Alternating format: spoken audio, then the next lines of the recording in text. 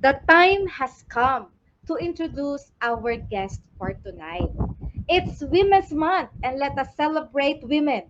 Welcome to today's episode, The Feminine Genius Meets the Esther, with the theme, What It's Like to Be a Woman Prime Mover. This is Late Night with Dr. Ria Liza featuring Up Close and Personal with Dr. Rachel Edita O Rojas. According to Dr. Rachel, challenges are opportunities in disguise. Dr. Rach, in her professional life, share what has been given to her. She functions as resource person with the CHED Technical Panel for IT Education as a member, and with the CHED Technical Committee for Computer Science as the chair. She is the elected president and member of the board of the professional computing organization called the Computing Science of the Philippines, or commonly known as CSP. She established the CSP Special Interest Groups in Natural Language Processing, which she pioneered research work in the Philippines. And the CSP SIG in women is in computing to processing, which excuse me, and in she is also active in so many international organizations, and currently the Vice President for Research and Development at the National University Philippines. She is hopeful that these pursuits touch the life of another to push forward. She hopes that the listeners will be encouraged to press on and to make a mark wherever they are planted and find their purpose in their lives. Let us give our virtual applause to no other than my boss, Doc Rage. Okay. Good Hello. evening, Doc Rage. Lalagay lang kita sa gitna, Mama. Good Wait Good lang. evening, Dr. evening. Rachel. Good Good evening, Doc Rage. evening. Wow, Opo. thank you for the invite, Dr. Ria. Hello, Ma'am Yes. Ella. Good evening, Doc Yes. Rachel. A lot of people actually, may mga nagte-text na sa akin na they're watching and wanted to listen to your life journey, Doc Rachel. So for now po, iiwan po muna namin kayo dito sa floor. And then, bigyan nyo na lang kami ng hint if we will go back na you're done with your presentation. Okay, Doc Okay, Rachel, thank you very the, much. the virtual floor po is yours. Saglit lang po, ayusin ko lang. Thank you so much, Doc Ria. So, a pleasant day to everyone. Wow, thank you very much, Dr. Ria and your team for the invitation. I'm very happy to be here. Sabi ko nga kay Doc Ria, naku, ang hirap naman. I'm not used to talking about myself. But I thank God for the opportunity to be able to share with you my life's journey and the lessons that I learned along the way. The things that I will share with you are actually found in my Google site, which I try to maintain. This is my public CV that I try to maintain, but I will be sharing with you this evening episode 76 of the Feminine Genius. Ano? What are the things that happened behind the scenes? So these are very special, call it nuggets, nuggets of life's lessons that happened behind the scene, behind the things listed in the curriculum vitae.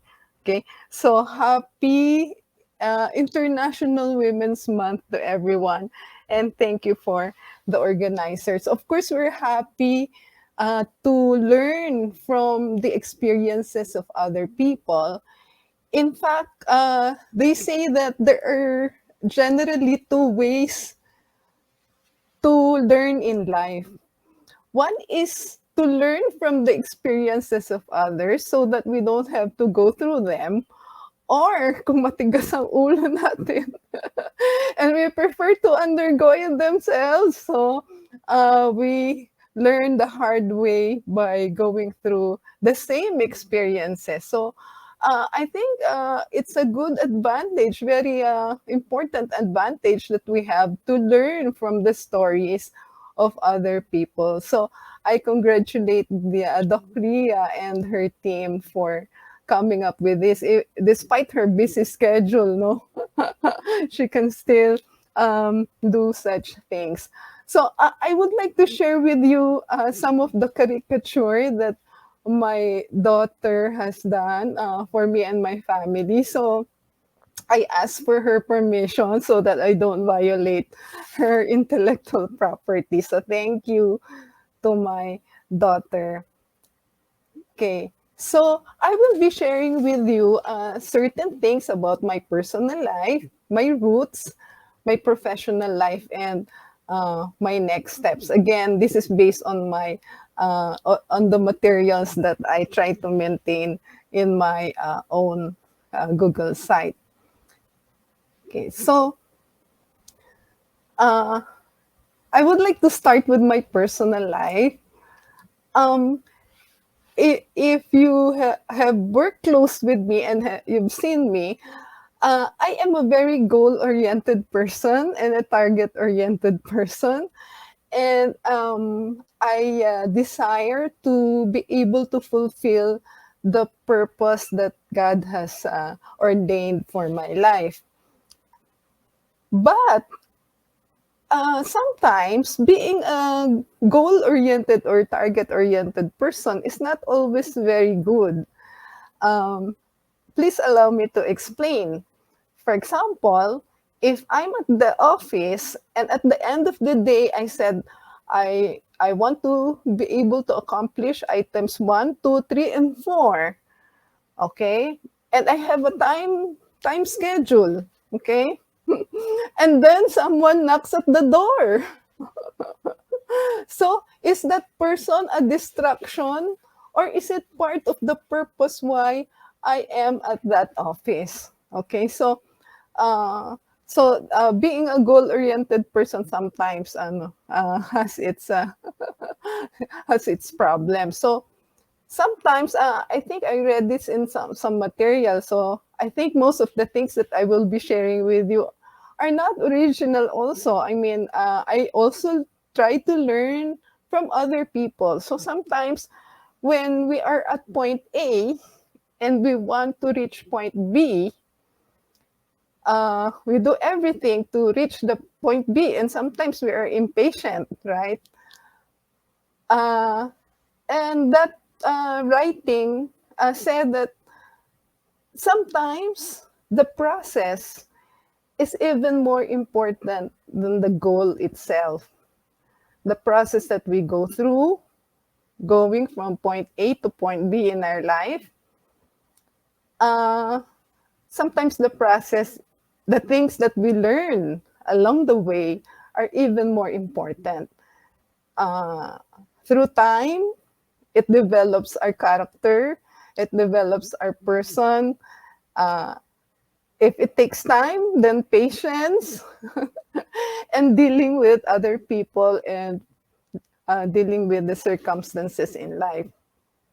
Okay, so please allow me to share this again, a caricature by my daughter. So I am a wife. Okay, so let's start with that. And then after 1 year, still a wife, only the two of us. After 2 years, still two of us in the family. Okay, so imagine all the reunion, family, uh, school, elementary, high school. Okay, all reunion, family gatherings. Okay, imagine the questions that we face. Okay, so after um, 14 years, okay, maraming dumaan na ano, no? So, we suddenly became four in the family.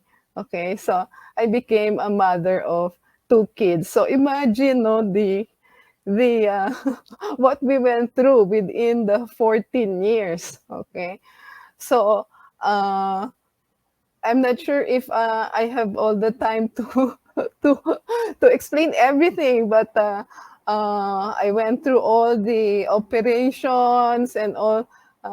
Maybe you can ask my husband for an explanation of all the meiosis and myoma. Okay, uh, so after that time, both of us are believers in. We are both Christians, so it's really a difficult time because it's a test of our faith.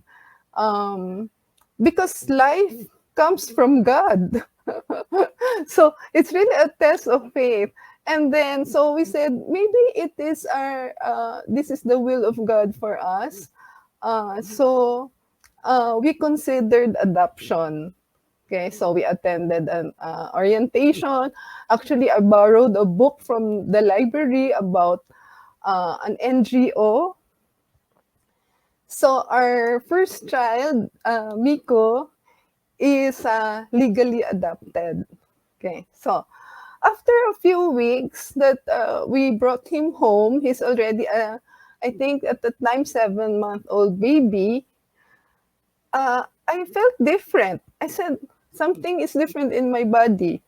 So, our second child, to make the long story short, is biological.